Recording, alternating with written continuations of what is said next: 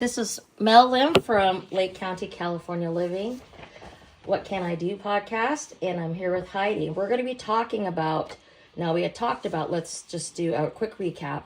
We have done two items. We have done like the infrastructure of what we consider east side and everything around it and surrounding areas from Upper Lake to, Nease to Lower Lake, minus some areas. And then we talked about the sewer spill. So this is kind of going to a different subject of sewer and water rates. And this is also kind of a human right to be able to have sewer and water rates because we're not in a third world country, we're in a first world country. However, with the rates increasing in all aspects, in all areas of our life, including food, water, gas, home prices, insurance, home insurance, auto insurance, daycare, and other things of such nature, even vet bills, we're considering that we have huge increase of water and sewer rates. Especially, there is one particular item I wanted to that Heidi's going to address is the 60% increase of water for Clearlake Oaks over the next 5 years and how that affects us along with all the other things. So here's Heidi, and she's going to tell us all about it. Okay, so I analyzed this from a couple different perspectives. So first of all, there's a misconception. I don't know if we're having that, probably not, but in the general public, there's a distinction between the crisis raise that our Lake County Special District is going to be doing. There's that is where there's this massive rate hike. I don't particularly have numbers, and I don't know if things are settled. Here in Clearlake Oaks, it's more of a regular COLA type of plan that they're doing over 5 years. So just to make that distinction for people so that the huge upset isn't really a Clearlake Oaks upset. We saw a minor upset. So how is the district justifying their rates? So they're justifying the rates primarily through capital improvement projects, which is called CIP. And they're saying that they need this to replace aging infrastructure. A lot of our infrastructure here in Clearlake Oaks and probably Glen Haven, and my guess is Spring Valley and our little area, goes back to the 1960s. Yeah. And I think, before I go further into it, my immediate concern as a resident is, well, isn't that what just happened over here in Robin Lane, was the aging infrastructure that they didn't pay attention to? So please, let's fix our aging infrastructure here. Yeah, so you have the same problem in Glen Haven. And there's something important to point out, is that now the state has actually made every water company adhere to some new guidelines for federal standard. So everyone has had to now do certain other testing, certain other improvements. So it's brought up the cost for everybody. Well, who's going to pay for all of that? Right. They're not. It's not like the shareholders or the management. Who would pay for that if not the people using the service? Right. I think another small aside before I go on, I think that sometimes people are confused about why we pay taxes and why things cost. Yeah. And even though this isn't taxes, it's the same kind of thing. We use the streets, we use the lights at night, we use the water filtration systems. Ultimately, we pay for that. True. And if the federal government pays for that, we're paying for that. If the state pays for that, we're paying for that. If the county pays for that, we are paying for that. Like a trickle-down theory. Right? There's no situation where we don't pay for our services. Okay. So, aging infrastructure and reliability. So there's this urgent need to replace the failing transmission lines, pumps, and tanks to prevent catastrophic failures like the recent spill in the neighboring district. And to meet state water quality standards, which goes to what you were talking about. That's what it is. Okay. Then there is grant matching. There's a positive development. We were preliminarily approved for a $36 million grant from the State Water Resources Control Board this year. And so that is a brand new thing. And so then, though, what are people saying? Why are you raising rates if you just got a grant? Of course, right? Well, grants cover the capital, the building costs. But the district still has to prove it has sufficient revenue from the rates to operate and maintain the new systems permanently. So it's the sustainability issue that brings the rate increase to us. Got it. And they may need to have a local match portion for the grant. Some grants require that. Okay. I didn't particularly know that because I'll be knowing soon because we'll be writing grants next. Yes. So, and I don't know much about grants. I don't know if you've dealt with that. No, I don't even know anything about it. So we're all going to learn a thing or two. That might be an interesting thing to talk about, how to get money in that way. Could be a nice future for everyone. After we do the grant, and I'll let you in on what it's like, and maybe you can help. We'll have something to talk about. Okay. Back to this. And then, that's interesting too. So the third way that they're justifying this is depleted reserves. So they're doing rate studies, and they cite the need to replenish the financial reserves that were drained by the emergency repairs. So whatever's, like, let's just say that the stuff from the 1960s is probably not very efficient, and it's probably probably costs extra to run it. Right. And then on top of that, with the things that are failing, and you have all these emergency little repairs and stuff, that's an expense. Upgrading, it's a bigger expense, but might eliminate some of this. Okay. So that's what the company says. So what I wanted to do is I wanted to analyze it from 3 different points of view to get a broader idea of the issue. One is a water district manager. How are they looking at it? How about the customer, the homeowner? How are they going to see it? And what about the county official? Because they have to regulate it. And then how do we put these opinions together to have an informed opinion that we might have as broadcasters or as activists? Right. Okay. Community organizers. I'm not sure what word we want to use, but they all sort of apply. Yeah. So the water district manager feels that this is a fully justified thing to do. Why? Because from a management standpoint, the district is sitting on a ticking time bomb of 1960s era infrastructure, with water loss from leaks previously hitting 60% in some years. The cost of not acting is higher than the raise. Furthermore, to secure the roughly $36 million in state grants needed for major rehab, the district must prove it can afford the ongoing operation and maintenance costs. Rates aren't just for profit, they are the local match required to unlock millions in state aid. So that's basically a recap of what I said. Yes. Yeah. Okay. So now we have a perfect understanding of what the water company is doing and why in their mind. So how does this hit the customer? Well, the homeowner thinks it's unfair, and it totally exceeds the COLA cost of living increase, adjustment. Thank you. Increase. Yeah.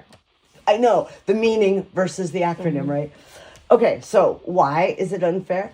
Well, because Lake County is one of the poorest counties in California. And while the Social Security COLA for 26 is 3.1%, utility raises often land in the 5 to 9% range. So for a fixed income senior, this is like this hidden tax, at least it feels like a hidden tax, minimally, that outpaces their income. So basically, in our county, the oldest, the poorest, the neediest lose buying power, lose maybe food, lose maybe medicine. Those two things really oppose one another. And from my point of view right this minute, that's hard to reconcile. Right. Customers also remember past controversies like the 2014 board attempt to give themselves health insurance at the public's expense. Oh. Which fuels deep skepticism about how funds are actually spent. Which really goes to something Tamara was talking about yesterday, where she said that she doesn't think that even the candidates have completely represented what the constraints are on the county and what their budget is and what the money goes for, so that people just know that's a lot of money and have absolutely no idea how it's being spent. And that is a big mismatch between what the county is putting out and what we need. So she thinks that we might want to do a deep dive into that sometime, the county budget and what it's doing. Yeah. Because we have like a lack of information, which is huge for anyone that's looking at any particular problem. Right. If they don't know anything, then we fear it because it's like there's no explanation or justification for that. That's right. And we're suspicious of it. Sure. Right. And at the same time, we're hearing, the county's giving, or the state, is giving us $3 million. And that sounds like, we're poor. It sounds like so much money. Right. I know from having dealt with budgets, like school district budgets, which are huge, that's not really that much money. But dude, it would take me a long time to spend that much money on myself. So I think that if that's how I feel, and my income is median in our area, or it's median in the county, is my retirement. Right. Median in the county. So I feel like that gives me a perch. It gives me a way of kind of seeing how it might feel to people. So if half the people in the county are actually making less, something like this is going to feel really bad. Right. Okay, so now that brings us to the perspective of the county official who's looking at the constituents that they have to keep happy and take care of, and the water company that has to upgrade, has to do the right service, can't fail, and the county officials now are taking this $3 million and going, and okay, here's the $3 million, you can only use it for building. But after that, y'all are on your own, so now what do? Well, the company then, their shareholders, or whoever they're reporting to, they start losing money relative to what they were doing before. Now we have a different problem.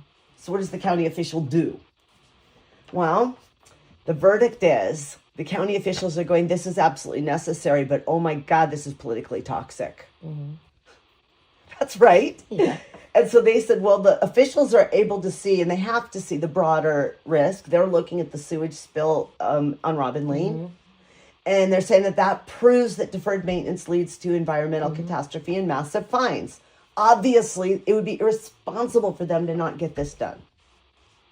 And because we can't do it as a county, I think that's part of the reason why there's all these like laws and regulations as to the state and the federal level to take over. That's why there are all these different testing and also maintenance in order to bring up like the code, so to speak, of water and sewage. Right. Oh, that's true. Except the state would have to come rescue us. They have a vested interest in making sure it doesn't fail. And the federal has to oversee the states. So it's like... That's how it works. That's federalism, and that's this whole nesting thing that we do, which is a redundancy that's supposed to keep us safe. Right. That's what's supposed to happen. So the county then views the rate hike as regulator mandated necessity to avoid state intervention, even if it hurts their reelection chances. True. That's responsible. I wish that more in our federal government had the idea that they should do what's correct, even if it hurts reelection. It would be a better place, you know? Okay, so now, how do we take those 3 points of view and put them together into a reasoned understanding of the issue?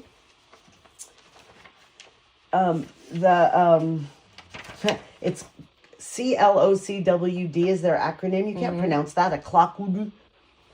The water district, The water district rate raises appear technically justified, but socially misaligned. They're in line because they follow the standard industry practice of a 5-year rate that they're giving it to us over 5 years. They're doing technically the right thing, the industry standard, right?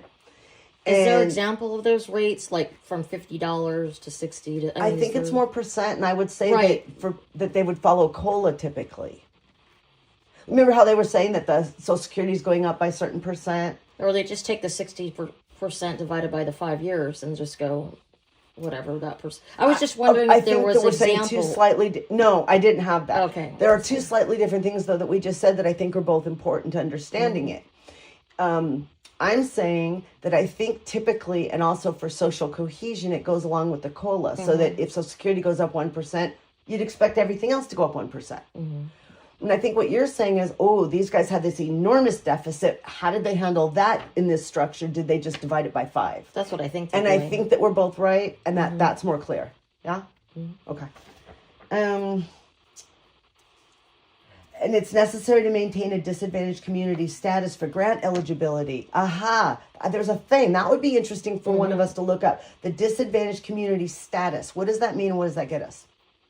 And what do we have to be in that, and what happens when we're not in that anymore? So maybe do you want me to take that, do a research thing? Right, because there might be like a maximum increase they can do per year, just like PG&E or rent increase. It has to be some type of formula. Okay. All right, let me look that up and just find out. And then we'll know if we want to do something on it, because we don't know now. Okay, so why does it feel out of line? This is what you were asking specifically. Without the numbers. They consistently exceed standard COLA CPI because infrastructure costs, pipes, chemicals, energy inflate much faster than the price of groceries or clothes. That's good to know, yeah. I did not know that at all. I thought you were just pulling the cola out of your butt. Oh, no. The reason why I had cola and knew that was because of being the president of the union of the teachers and negotiating. And so I knew that our raises depended on cola. Okay. Yeah, And I thought they pulled it never out heard of their about that, butts but- when I first heard about it. I thought they made it up too. And no, it's a federal thing. Okay. And it's how Social Security's raised. It's how credit card interest. It's all the stuff's based on however they figure that out. Okay. Okay. So let me repeat that part that we both just learned. It exceeds the standard COLA because infrastructure costs, think about right now with the war and everything that's going on, pipes, chemicals, energy, it inflate faster than groceries and clothes. And given what's going on with groceries, can you imagine how fast some of these other costs might be going up? And part of the groceries increase, though, it has to do with the fuel cost increase. That's a point. huge thing. My point exactly. Although, you got it. Just to kind of offset it, like even with farming and stuff, they've had to do a lot more with the quality of water because of the people getting contaminated because of the feces of the animals, where the water gets rolled down and then it gets into our food system. So they have their own kind of infrastructure redo that they're having to do. Right. Well, so then too, with inflation the way it is, the war not ending, us not knowing what it's going to happen with inflation, we probably should grab this grant and get our work done before it's worse. It's at least a gamble. It's going to be a gamble either way. So the informed opinion. If the district can show that these rates are the specific key to unlocking the $36 million grant, I was saying $3 million, it's 36. They are a sound investment to prevent future bills from being even higher. However, if raises are primarily for administrative overhead without a clear construction timeline, the customer's skepticism is entirely valid. So we need to be able to ask the water company for their complete construction timeline. What are we paying for exactly? And how is the rate increase money? Show us how that is proving to them that we can do it. Show us these details. Right. So proactive follow-up. The public hearing is scheduled for June 18, 26. Would you like the specific protest instructions required? No, I don't want that. That was an AI question, by the way, because they love to follow it up by pushing you in a direction. So, no. What I would like, though, are these concerns and this research put together for us so that we can hit them at that meeting with our questions that are pointed and come from this. Right. And what if it was one good question for each of us to ask? Yeah, that would be good. Okay. And the reason why I wanted the actual numbers is because, for people, when they see 60%, most people can't even mathematically figure that out. So if they know concrete details, like I'm paying this much now, so next year I'd be paying this much, and so on, then they can not necessarily budget for it, because a lot of the people that are poor, it's not even going out of their savings or extracurricular activities. It's going to the bottom line, which is, like you said, replacement of medicine, food, dog food, gas, gas. That's and right. What have you. Yes. They have to in fact, it's their poor livelihood. people don't budget, because if you budget, you see that you don't have enough, and then you just can't do anything. So you just spend what you can when you must. Yeah. I'd put together a budget. It would be so depressing when I knew I couldn't do everything.